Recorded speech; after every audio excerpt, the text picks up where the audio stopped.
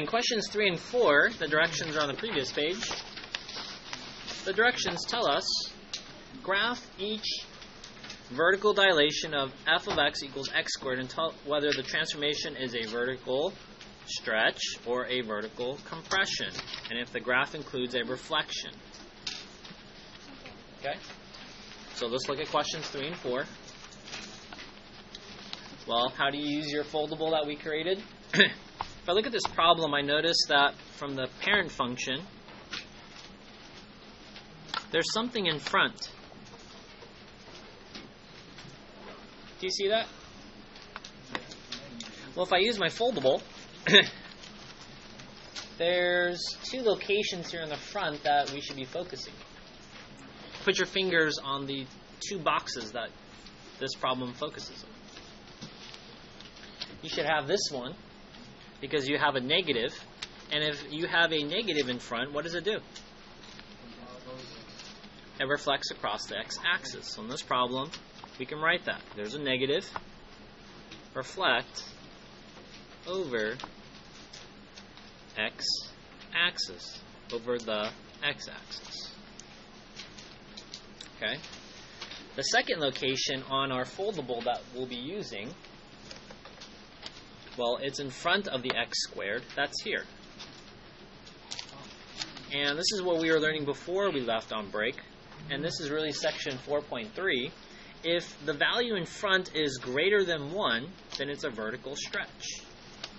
So if our value is greater than 1, it is a vertical stretch. And if the value is between 0 and 1, it's a vertical compression.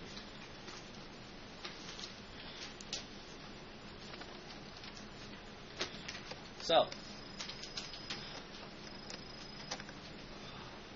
this value, 5, is it greater than 1 or between 0 and 1?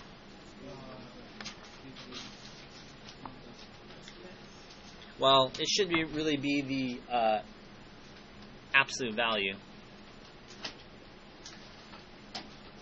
So the absolute value of negative 5 is 5. 5 is greater than 1, so we're going to have a vertical stretch. What does that mean? Okay, the first thing is that it's going to be reflected over the x-axis. So it's going to look like that. Let's draw that in a lighter color. So 1, 1. Instead of negative 1, 1, it'll be negative 1, negative 1. And this will be 2, negative 4. And then this would be 4 there. But really, the graph, what's going to happen is that, let me pick a really thick color. Vertical stretch basically means that, pretend these are my daughter's arms and I pick her up by her hands or her wrists, and when I pick her up, her arms get really skinny. So it's going to actually go between this one. Something like this. So this would be h of x. It's reflected over the x-axis and has a vertical stretch. Okay? Let's look at problem number 4. Put your finger on the coefficient.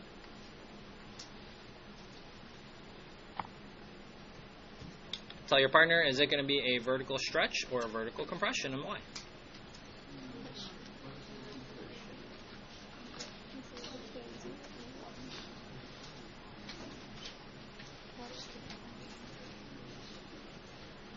So I have 2.5. Class is 2.5 greater than 1 or between 0 and 1? Greater than 1. So you're going to have a vertical stretch. Write that down.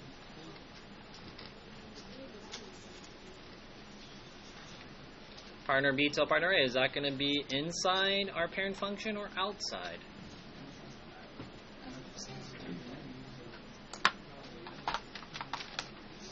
That would be on the inside. I had a student come in after school, didn't really understand this, so I asked the student, what do you like to do after school on your own time? He said, video games. I said, what kind of video games? Like He's like, oh, like, shooting zombies, right? I said, wouldn't it be cool if you, passed this level, and then you bought this bonus, and the bonus says that you get, for every kill, 2.5 kills. So the bonus, he's like, oh, Mr. Ing, that makes sense. And I says, well, to get to the next level, that means for every kill, you get 2.5 kills, and so the number of kills goes up faster. He's like, oh, that's true. So maybe the more difficult levels that has a 2.5 times factor for every kill, and that means he's getting more kills than he was without the bonus. Okay?